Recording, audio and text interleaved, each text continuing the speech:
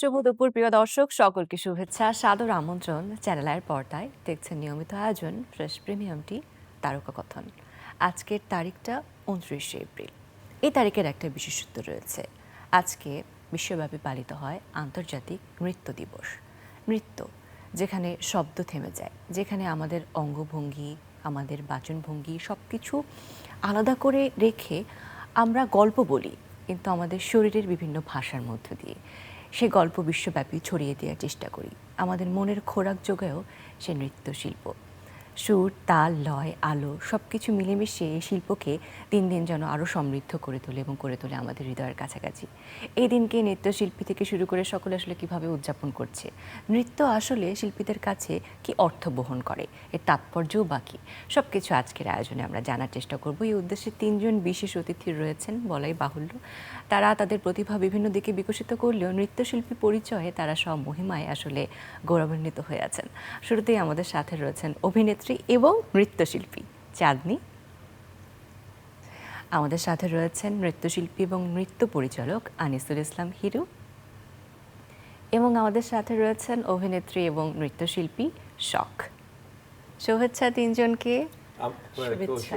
তোমাকেও শুভেচ্ছা। তিনজন উজ্জ্বল তারকা, আসলে জল জল করছেন এবং পর্দায় আপনাদের উপস্থিতি সবসময় দর্শকদের মধ্যে আলাদা একটা আনন্দ।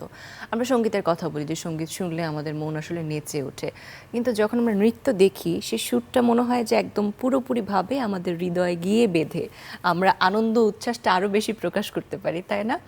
তো আজকে একটা বিশেষ দিন, অনেক অনেক কথা আসলে আমার জানার আছে, কারণ আমি নিজেও একজন নৃত্যপ্রেমী আসলে বলা চলে। জেনে ভালো লাগলো যে তুমি নৃত্য পছন্দ করো। ভীষণভাবে পছন্দ করি এবং চেষ্টাও করি আসলে। যেহেতু শিক্ষক রয়েছেন দুজনের মাঝখানে, আমি শিক্ষক থেকেই আসলে শুরু করতে চাই। আনিসুল ইসলাম হিরো, আন্তর্জাতিক নৃত্য দিবসের মাহাত্ম্য আছে, কিন্তু আপনার কাছে একজন নৃত্যশিল্পী হিসেবে নৃত্য জিনিসটা কি? নৃত্য আসলে যে তুমি একটু আগে বললে যে অঙ্গভঙ্গি করাটাতেই তো নৃত্য। আমরা দৈনন্দিন জীবনে যা করি সেটাকে যখন আমরা অঙ্গভঙ্গির মাধ্যমে দেখাই সেটাকেই আসলে কিন্তু নৃত্য বলে। এবং রাস্তায় একজন মানুষ হাঁটছে, এটাও কিন্তু একটা রিদমে যাচ্ছে মানুষ। প্রত্যেকটা জিনিসেরই কিন্তু একটা রিদম আছে। সেই রিদমটা যখনই একটা প্রতিফলন ঘটে ওইটাই আসলে নৃত্য। আমরা যখন কথা বলি, ঘরে কাজ করি, সেই জিনিসগুলো কিন্তু আমরা মঞ্চে তুলে ধরি, তখনই এটাকে মানুষ নৃত্যের মধ্যেই ধরে। আর আজকের যে আন্তর্জাতিক নৃত্য দিবস, সেটা হলো আমরা সবাই জানি যে পৃথিবীর সব জায়গায় এই দিনটি পালিত হচ্ছে। এটা আসলে একজন বিখ্যাত নৃত্যশিল্পী ছিলেন, পরিচালক ছিলেন, তার নাম ছিল জো জর্জেস নভেরা। উনি 1727 সনে জন্মগ্রহণ করেছিলেন এবং উনি নৃত্যের এত বড় বড় কাজ করেছেন যার জন্মদিন উপলক্ষে ইউনেস্কো এই দিনটি আন্তর্জাতিক নৃত্য দিবস হিসাবে পালিত করছে। এবং আমাদের দেশে আমরা বেশ অনেক বছর থেকে এই দিনটি পালিত করে আসছি। শুধু ঢাকায় নয়, ঢাকার বাইরেও যত জেলা শহর, বিভাগীয় শহর আছে, সব জায়গায় কিন্তু আজকে প্রত্যেকটি নৃত্যশিল্পী তাদের মনের উচ্ছ্বাস দিয়ে আজকে নৃত্য পরিবেশন করবে। এবং আজকের দিনকে ঘিরে প্রত্যেকটা নৃত্যশিল্পীর ব্যস্ততা, উৎসাহ অন্যরকম থাকে। আমি সকাল থেকেই দেখছি আসলে সকলের ছুটোছুটি আমাদের স্টুডিওর আশেপাশে আসলে একটা উৎসব মুখর পরিবেশ তৈরি হয়েছে ইতিমধ্যে। চাঁদনী, আপনার কাছে একটু জানতে চাই যে what is dance to you? Sir তো বলেই দিল সব কিছু। আমি কখনো যদি বাচ্চাদেরকে জিজ্ঞেস করে আমার কাছে যে বাচ্চারা, আচ্ছা মিস নাচ কি জিনিস, আমি ফার্স্টে বলি তোমার হার্টবিটটা শোনো, দেখো ওখানে কিন্তু একটা টাইমিংয়ে ছন্দে ছন্দে কিন্তু হার্টবিট চলছে। দেখো তুমি যখন গাছ নড়ে দুলে তখন কিন্তু একটা ছন্দে দুলে, যখন ট্রেনটাও যায় ছন্দে ছন্দে যায়। তো তুমি যখন হাঁটো দেখবে তুমিও কিন্তু একটা টাইমিংটা মেনটেন করেই হাঁটছো। এটাকেই যখন আমরা গুছিয়ে কোনো কিছু তৈরি করি সেটাই কিন্তু ডান্স, তালের মাধ্যমে। স্যার তো বলেই দিল যে হ্যাঁ, আমরা উঠতে বসতে আমরা যে কথা বলছি, এই যে আমার হাতটা নড়ছে, এটা যদি আমি তালের সাথে সময় লয়টার সাথে মিলিয়ে যদি আমি করি, অটোমেটিকই একটা ডান্স তৈরি হয়ে যাবে। সত্যি, আর একটা গল্প বলার ধরনও আসলে নৃত্য। আমরা আমাদের যাপিত জীবন বলি বা না বলো অনেক কথা যা ভাষায় বলতে পারি না, আমরা বলি না যে ভাষা থেমে যায়, সেখানে বোধহয় নৃত্য কথা বলা শুরু করে। শখ, আপনার কাছে একটু জানবো যে আন্তর্জাতিক নৃত্য দিবস এবং নৃত্য নিয়ে। নাচ নিয়ে তো আসলে চাঁদনী আপু আর হিরো স্যার বলেই ফেললো। আমার কাছে নাচটা অনেক বেশি স্পেশাল। আমার কাছে মনে হয় যে ডান্স হচ্ছে গিয়ে লাইক আমার ব্লাড, মানে আমার O2 যেটাকে আমি বলি, নাচটাকে আমার কাছে এমনই মনে হয়। আর স্যার আর চাঁদনি আপু তো বলেই ফেললো যে আমরা প্রত্যেক দিন যা করি, যেভাবে করি, এটা সুন্দরভাবে তৈরি করে আমরা যেটাকে রিপ্রেজেন্ট করি তাল আর লয়ের সাথে, সেটাই কিন্তু নাচ। সো নাচ আসলে খুবই অদ্ভুত একটা জিনিস। সেটা আসলে আমরা প্রত্যেকটা নৃত্যশিল্পী জানি যে নাচ আসলে কতটুকু প্রেশাস। অ্যান্ড আমার মনে হয় যে আজকের দিনটাও প্রত্যেকটা নৃত্যশিল্পীর জন্য অনেক বেশি প্রেশাস। এই ছোট ছোট লাইক ভালো লাগা বা মোমেন্টগুলো না আসলে ওয়ার্ডস দিয়ে এক্সপ্রেস করার মতো না, এটা আসলেই ভেতর থেকে ফিল করার জিনিস। সত্যি তাই। আর এস এম ইসলাম হিরো, আপনার কাছে একটু শুনতে চাই আসলে আপনার নৃত্যর সাথে জার্নিটার শুরুর গল্পটা কি একটু বলবেন আমাদের? আমি তো আসলে বুলবুল একাডেমিতে প্রথম নাচ শিখেছিলাম। তারপরে আমি ভারত সরকারের বৃত্তি নিয়ে আমি ভারতে যাই। সেখানে আমি ট্রেডিশনাল ক্লাসিক্যাল ডান্স, যেটাকে আমরা বলি শাস্ত্রীয় নৃত্য, আমি ভরতনাট্যম শিখেছি। আর ভরতনাট্যম শেখার পেছনে আমার কাজ করেছে সেটা হলো যে এই একটিমাত্র মাধ্যম, যেই আমরা অন্য ফর্মগুলোকে আমি ছোট করে বলছি না, কিন্তু ভরতনাট্যমের যে জিনিসগুলো আছে যে আমরা দাঁড়িয়ে নাচ করতে পারি, হাফ সিটিংয়ে করতে পারি, বসে করতে পারি, এবং এখানে অনেক মুদ্রার ব্যবহার আছে। আমরা যখনই নাচ কোরিওগ্রাফি করি, ভরতনাট্যমটা কিন্তু আমরা অনেকভাবে ইউজ করতে পারি। আর আমরা যেটা বলে থাকি সবসময়, যে মঞ্চে যখন আমরা কিছু বলতে যাই, আমরা কিন্তু ফেশিয়াল এক্সপ্রেশন দিয়ে পুরো একটা ঘটনাকে আমরা এক্সপ্রেস করতে পারি দর্শককে। আর মঞ্চে নাচ করার মধ্যে আরেকটা জিনিস খুব আমাদের যেটা ভালো ফিলিং হয়, সেটা হলো যে দর্শকের সাথে আমাদের সরাসরি ইন্টারাকশন হচ্ছে। আমি কি পারফরমেন্সটা ভালো করলাম না মন্দ করলাম, দর্শকদের এক্সপ্রেশন, দর্শকদের যে করতালি বা উচ্ছ্বাস দেখেই কিন্তু আসলে আমরা বুঝতে পারি। আর আমরা টেলিভিশনে নাচ করি, টেলিভিশনে নাচ করার পরে কিন্তু বিভিন্ন ক্যামেরা থাকে, বিভিন্ন কারসাজি থাকে। আমি যদি একটু ভুলও করে থাকি, সেটাকে কেটে অন্যভাবে নেওয়া যায়। সেখানে কিন্তু নাচটাকে অনেক সুন্দরভাবে দেখানো যায়, কিন্তু মঞ্চে কিন্তু আমার সেই জায়গাটা খুবই, মানে কি বলবো, সুযোগটা নেই। আমি যদি ভুল করি, দর্শক বুঝে যাবে যে আমি ভুল করছি। তো সেখানে আমাদের অনেক তটস্থ থাকতে হয়, এবং মঞ্চে যারা দাপিয়ে বেড়ায় এরা, তখন কিন্তু সবাই দেখে যে এটা কতটা দক্ষ নৃত্যশিল্পী। আর আমি আরেকটা জিনিস বলতে চাই, যে অভিনেত্রী দুজনই আছে আমার পাশে, নাচ শিখেই কিন্তু অভিনেত্রী হয়েছে। যেমন ওরা ছোটোবেলা থেকে নাচ করেছে স্টেজে, মানুষ ওই ভয়টা কেটে গেছে। টেলিভিশনে ক্যামেরায় যখন ওরা নাচ করেছে, ভয়টা কমে গেছে। যখন ওরা অভিনয়ে গেছে, তখন কিন্তু এই জিনিসগুলো, এই অ্যাচিভমেন্টগুলো, এই যে স্কিলগুলো, এগুলোই কিন্তু কাজ করে। যখন ওরা অভিনয় করে, তখন ওরা খুব সাবলীলভাবে অভিনয় করে যায়। আমি তাদের কাছ থেকে একটু শুনতে চাই যে চাঁদনি আপু, নৃত্যশিল্পী না অভিনয় শিল্পী, কোন পরিচয়টা বেশি প্রিয়? সত্য কথা বলতে নৃত্যশিল্পী। যখন আমার বয়স 3 বছর, আমার একাডেমিকের চেয়ে কিন্তু আমার নাচের 2 দিন বেশি। আমি বুলবুল ললিত কলা একাডেমি ধানমন্ডির শাখাতে আমি শিখেছি। তো আমার পথ চল ওখান থেকেই। তারপরে স্যারের সাথে আমার পরিচয়, স্যারের কাছে যাওয়া। কখন পরিচয় হয়েছে, কত বছর বয়সে? ম্যাট্রিকের পর, আচ্ছা, তখন ইন্টারমিডিয়েটের সময় আমি স্যারের কাছে যে আমি নিজের থেকে, আমার সেই দিনটা মনে পড়ে এখনো স্যার। আমি সেখানে উপস্থাপিকা হিসেবে গিয়েছিলাম। স্যারের একটা শো দেখে শিল্পকলায় আমি হতবাক যে এত মডার্ন, এত কন্টেম্পোরারি ওয়েতে বাংলাদেশে প্রথম কিন্তু স্যারই নিয়ে আসছেন।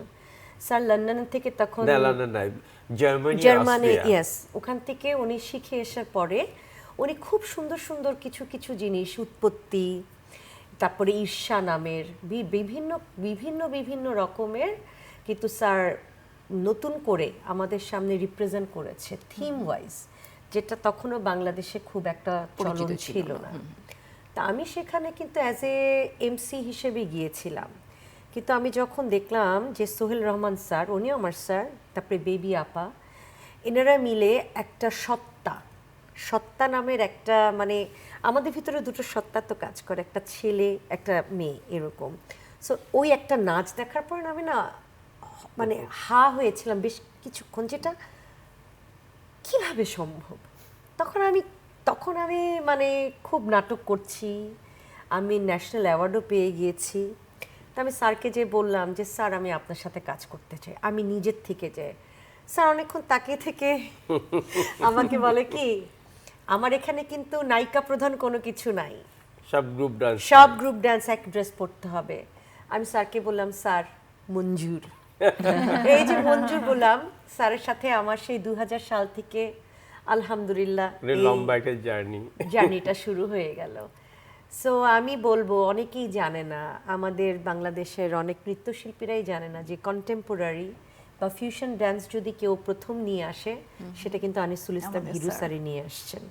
এটা আসলে আমাদের অনেকের জানা উচিত, তাই আমি মনে করি যে বলা উচিত। এই বিষয়গুলো অনেক অনেক বছর কেমন যেন একটু পেছনে রয়ে গেছে, বিশেষ করে নৃত্য বিষয়ে কোনো আলোচনা কিংবা কোনো প্রচার প্রসার এটার দিক থেকে আমরা বোধহয় অনেকটাই পিছিয়ে ছিলাম, যেটা বর্তমান সময়ে আমি বলবো যে এখন সোশ্যাল মিডিয়া যেহেতু হচ্ছে, প্ল্যাটফর্ম তৈরি হচ্ছে, অনেক একাডেমি যে কাজ করছে তাদের পরিবেশনাগুলো তারা সেই প্ল্যাটফর্মগুলোতে দিয়ে আসলে নৃত্যকে ছড়িয়ে দিচ্ছে। এটা আসলে আশার আলো আমাদের জন্য বলা যায়। অবশ্যই আর অবশ্যই। নৃত্য তো আসলে গুরুমুখী বিদ্যা, গুরুর কাছ থেকে না জেনে না শিখে আসলে করা খুব মুশকিল।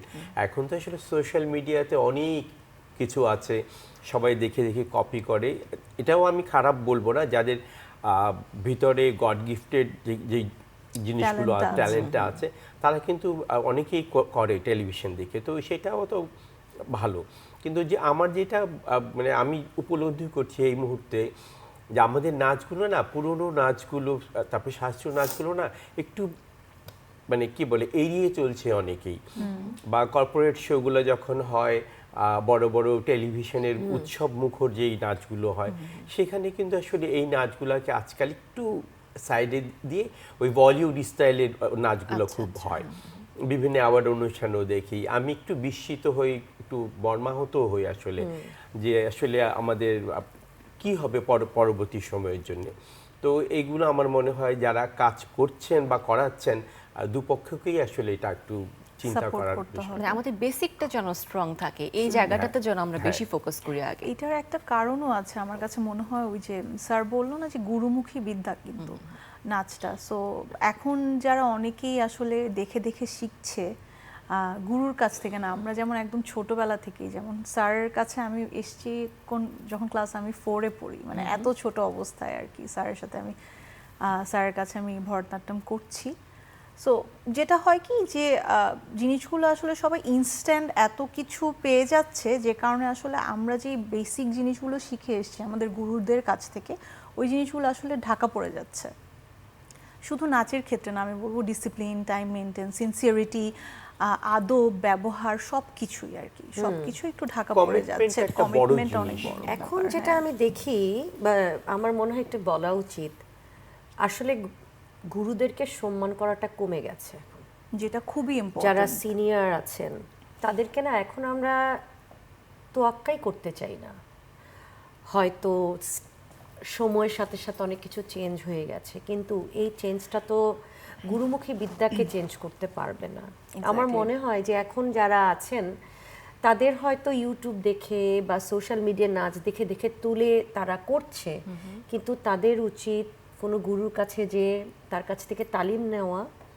আমি বলছি না যে মানে অনেক সিনিয়র গুরুর কাছে যেতে হবে, তোমার ইয়াং জেনারেশনে যাকে ভালো লাগবে তুমি তার কাছে যাও, নিশ্চয়ই তার কাছে যে তুমি নাচ শেখো, And basic-টা শেখা, basic-টা শিখে নিয়ে শেখা। তুমি সেটা তুমি পরিচালনা মানে তুমি নিজে এটা মানুষকে দেখাও যে আমি এটা শিখেছি।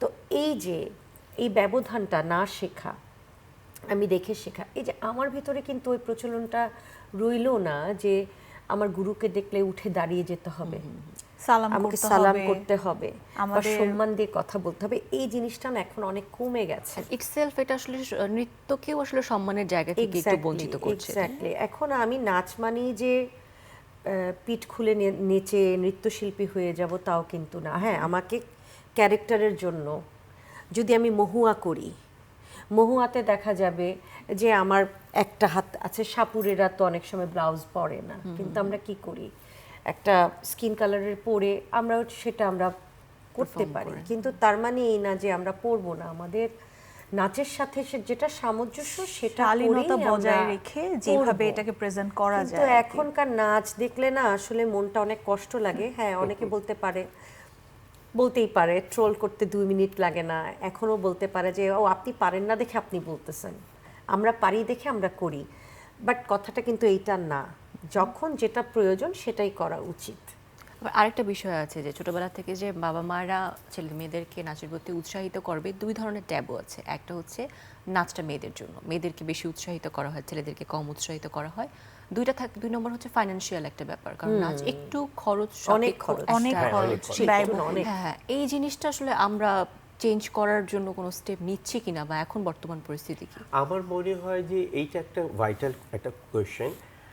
তো যারা স্পন্সর করেন তাদেরকে একটু ভাবতে হবে যে নাচটা সত্যিকারের ব্যয়বহুল। কেন বলছি, আমি অনেক সময় অনেকবার বলেছি টেলিভিশনের ক্যামেরায় যে এখন যদি একজন কণ্ঠশিল্পী পুরো 2 ঘন্টা গান উনি কিন্তু শাড়ি বদলাবেন না, উনি যা কস্টিউম আছে সেটাই বদলাবেন, মানে ওইটা পরেই করবেন, কিন্তু ওনার গানগুলো বদলাচ্ছেন।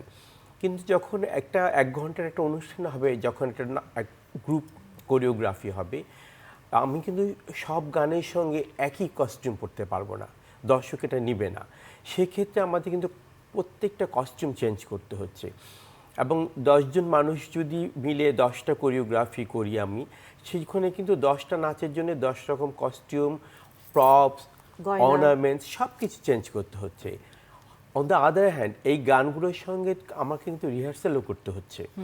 এক একটা গানের জন্যে অ্যাটলিস্ট 3 থেকে 4 দিন সময় নেই আমরা রিহার্সাল করার জন্য। তাহলে টাইমিংটা কিন্তু অনেক বড় একটা ব্যাপার, যে এই সময়তে এই শিল্পীগুলো সময় দিচ্ছে। এবং আমাদের রিহার্সাল কস্টিং, Costing। সারাটা দিন সেই, আমরা রিহার্সাল এই যে করি, ছেলে মেয়েগুলো খাওয়া দাওয়ার আসা বিষয় যাওয়া থাকে। প্রত্যেক দিন অনেক কষ্ট যাচ্ছে, কিন্তু সেক্ষেত্রে কিন্তু পারিশ্রমিকটা অনেক কম পায় নৃত্যশিল্পীরা।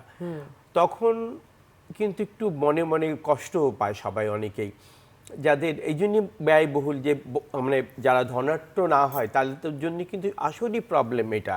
এটা কিন্তু আমার একা বলছি না, আমার মনে হয় যারা নাচ করে সবাই বলবে যে এটা সবারই প্রবলেম।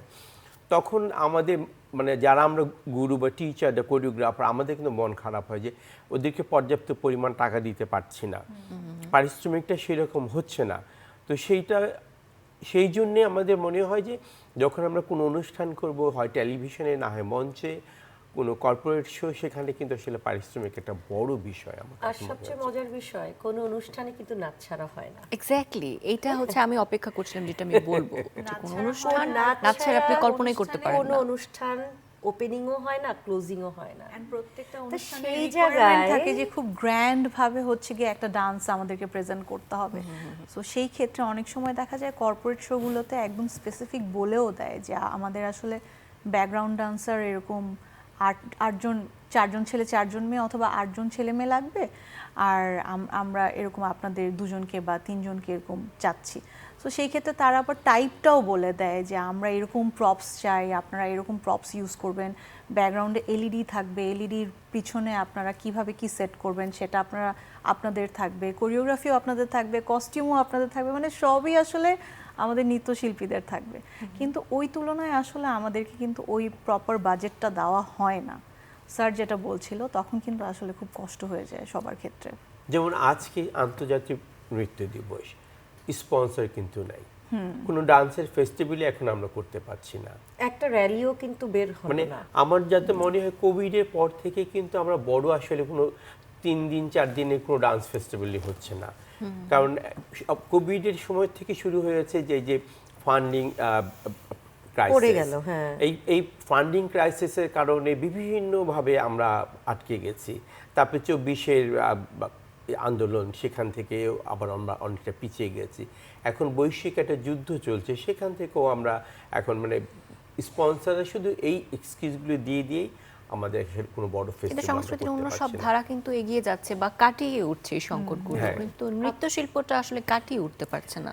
আপনি দেখেন ঈদের প্রোগ্রামে কয়টা, আমি স্পেশাল ঈদের কথাই বললাম, বাকি মাসগুলোর কথা বাদই দেন, কয়টা চ্যানেলে কয়টা নাচের প্রোগ্রাম হয় আমাকে একটু আপনি হিসাব করে বলতে পারবেন? নাই কিন্তু। ঈদেও কিন্তু আমরা খুব কম চ্যানেলগুলোতে নাচের প্রোগ্রাম করতে পারি। এটা নিয়ে কিন্তু আমরা অনেক বলি, আমরা কিন্তু অনেকভাবে আইডিয়াও দিই যে দেখেন এরকম আপনাদের গান আছে, সেটা আমরা করে আমরা না হয় রিপ্রেজেন্ট করলাম, নাচটা করলাম। আমাদের তো আসলে নিজের সংস্কৃতি আমরা ভুলে যাচ্ছি। তবুও আপনি যেটা বললেন যে আসলে মঞ্চ তো একটা প্ল্যাটফর্ম অবশ্যই মানুষের কাছে নাচ তুলে ধরার, বাট সোশ্যাল মিডিয়ারও কিন্তু একটা পজিটিভ সাইড রয়েছে, যে একাডেমিগুলো যে চর্চা করছে বা শিল্পীরা যে নাচ পাচ্ছে বিভিন্ন ফর্মের, এটা তারা ন্যাশনালি ইন্টারন্যাশনালি আসলে প্রেজেন্ট করতে পারছে, এবং এই থ্রুতে তো আসলে ইন্টারন্যাশনাল শোগুলোও হচ্ছে, বাংলাদেশ থেকে তো আসলে যাচ্ছে বাইরে। এই দিকটা কেমন চলছে? এইটা এখন ওই যে বৈশ্বিক কারণে, ক্রাইসিসের কারণে আমার কম হচ্ছে। অনেক একদমই কমে গেছে। একসময় আমরা অনেক বিদেশে যেতাম প্রত্যেক বছর, স্পেশালি 26শে মার্চ, 16ই ডিসেম্বর আমরা অনেক যেতাম, কিন্তু এই বিগত 4-5 বছর থেকে আর যাওয়া হচ্ছে না। মানে 24শে পরে, অগাস্টের পরে আমাদের আর ওই আন্দোলনের পরে আসলে একদমই থেমে গেছে।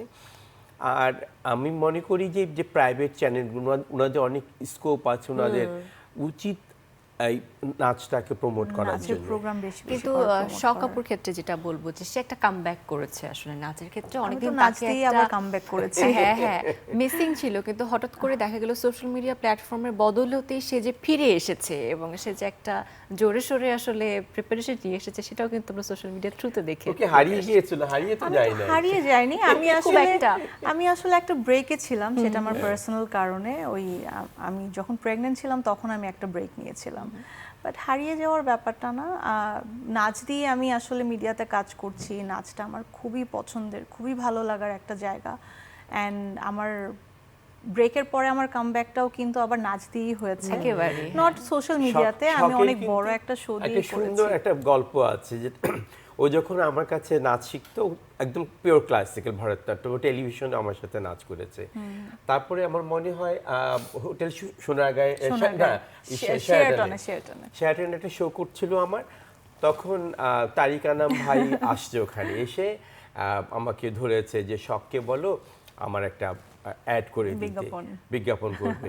কিন্তু বিজ্ঞাপনটা হবে যে ওকে বাচ্চার মা হতে হবে। আর ওর মা বলছে, ওর বাবার মোটামুটি কনভিন্স, কিন্তু মা একদম কনভিন্স। আমাকে বলছে স্যার আমি দিবই না আমার মেয়েকে, ও তো নিজেই বাচ্চা, ওর বাচ্চা মা হবে কি করে? ক্লাস 4 না, একটু বড়। না স্যার, ক্লাস 4 এ তখন আমি। আমার মনে হয় না, একটু বড়। না স্যার, ক্লাস 4 এ। এটা কি হলো? এন্ড লিটারালি তখন আমাকে সামহাউ স্যার এটা কনভিন্স করেছে আম্মুকে। কিন্তু ও আসলে গ্রোথ ভালো ছিল, তো তখন সে কি আমি করেছিল সে পরে আমাকে টেনে টুনে আসলে বড় করে অনেক কষ্টে আসলে তারপরে সত্যি করা করতে হয়েছে। হলো। করেছে, হ্যাঁ কনভিন্স করেছে আমার মাকে।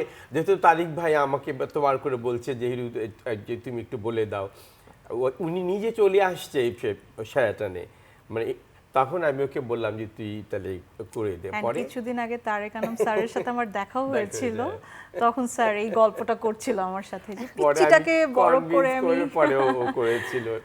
আচ্ছা, এখন যদি একাডেমির প্রশ্নে যাই, আপনার নিজস্ব একটা একাডেমির কথা, সেখানে আসলে কার্যক্রমগুলো কেমন চলছে? আমার তো সৃষ্টি কালচারাল সেন্টার নামে আমার একটা একাডেমি আছে, আমি ওখানে ভরতনাট্যম শিখাই। বাট যখন অন্য নাচের অনুষ্ঠান হয় বা বিদেশে যাই বা টেলিভিশনে করি, যেখানে মঞ্চে করি, তখন আমি অন্য নাচগুলো করি। আমরা অনেক ভালো ভালো স্টুডেন্ট আছে, তার মধ্যে এরা দুজনও আছে। আর এখন যে গ্রুপটা আছে সত্যি খুব বলিষ্ঠ এবং খুবই ভদ্র, এবং সবাই উচ্চশিক্ষিত আমি বলবো। কেউ ইঞ্জিনিয়ারিং পাশ করেছে, কেউ স্কুলের টিচার, যেমন ও একটি স্কুলের টিচার, আর আরেকটা মেয়ে আছে সেম স্কুলের টিচার, আর বাকিরা বিভিন্ন জব করে, কিন্তু মানে সলিড ডান্সার আমি বলবো। আর আমার একটা বড় একটা প্রোডাকশন আছে আলিবাবা 40, যেটাকে আমরা নাম দিয়েছিলাম বাদিবান্ধা রূপকথা। ওটাতে সৃষ্টি কালচার সেন্টার এবং শিবলি নিপার নৃত্যাঞ্চল, আমরা দুজনে একসাথে, মানে আমার প্রযোজনা, বাট আর্টিস্ট আমরা 2 গ্রুপের করি, এবং সেখানে 80 জন নৃত্যশিল্পী নাচ করে। ইটস এ বিশাল প্রোডাকশন। এটা আমি বলতে চাচ্ছিলাম, আসলে আলিবাবা 40 চোর এই কাজটা আসলে যারা না দেখবে তারা অনেক কিছু মিস করবে। মানে আলিবাবা 40 চোর দেখে আসলে বোঝা যাবে যে নাচটা কি জিনিস। আসলে যারা খুবই সিম্পলি বুঝতে চায় তাদের অবশ্যই আলিবাবা 40 চোর দেখতে হবে। চ্যানেল আই কিন্তু পুরো অনুষ্ঠানটা ধারণ করেছে। আমরা যখন কক্সবাজারে ওশেন ডান্স ফেস্টিভ্যাল করেছিলাম তখন পুরোটা ধারণ করেছে। কোনো একটা কারণে হয়তো এখনো দেখানো হয়নি, কিন্তু দেখাবে কোনো এক সময় আমার মনে হয়। ওকে, আমরা অপেক্ষায় থাকবো আর কি। এবং এখন তো বললাম যেটা, যে ইন্টারনেট বা সোশ্যাল মিডিয়ার প্ল্যাটফর্মের মাধ্যমে এই পরিবেশনাগুলো আসলে বারবার বারবার মানুষের চোখের সামনে আসছে, তাহলে একাডেমি বেসড কি কাজগুলো হচ্ছে সেটাও আসলে দর্শকের সামনে পৌঁছে। সাগর ভাইয়ের সাথে আমাদের তো অনেক ভালো একটা সম্পর্ক আছে। তো সাগর ভাই আমাদের সবসময় সাপোর্ট করেছে এই টেলিভিশনে, মানে চ্যানেল আই নাচের ব্যাপারে। উনি তো অনেক বড় বড় অনুষ্ঠান করেন। তো এই ইসের সাথেই এই যে ওশেন ডান্স ফেস্টিভ্যালটা পুরোটাই আমরা চ্যানেল আইকে মিডিয়া পার্টনার রেখেছিলাম, এবং ওই সময় আমাদের সব যত ক্লিপিংস আছে সব কিছু দেখিয়েছে, এবং ওই পুরো অনুষ্ঠানটাই ধারণ করেছে। বাহ, দারুণ, খুব ভালো লেগেছে আজকে বিশেষ দিনে তিনজন নৃত্যশিল্পী নৃত্যপ্রেমীর সাথে আসলে কথা বলে। আগামীতে আরো দেখা করতে চাই এবং আরো পরিবেশনা উপভোগ করতে ইনশাআল্লাহ। চাই। অনেক অনেক শুভকামনা আপনাদের জন্য। Thank you. নৃত্য বেঁচে তোমাকে থাকুক, অনেক শিল্প বেঁচে থাকুক। ধন্যবাদ। প্রিয় দর্শক, এই ছিল আমাদের আজকের আয়োজন। আশা করি ভালো লেগেছে। নৃত্য যে শিল্প, সেই শিল্পকে যেন আমরা তার যোগ্য সম্মানটুকু দিতে পারি, গুণমুখী বিদ্যাকে যেন সেই সম্মানের জায়গায় নিয়ে এই শিল্পের চর্চাটাকে আরও সমৃদ্ধ করতে পারি, সেই প্রত্যাশা রেখে আজকের আয়োজন থেকে বিদায় নিচ্ছি। সকলে ভালো থাকবেন।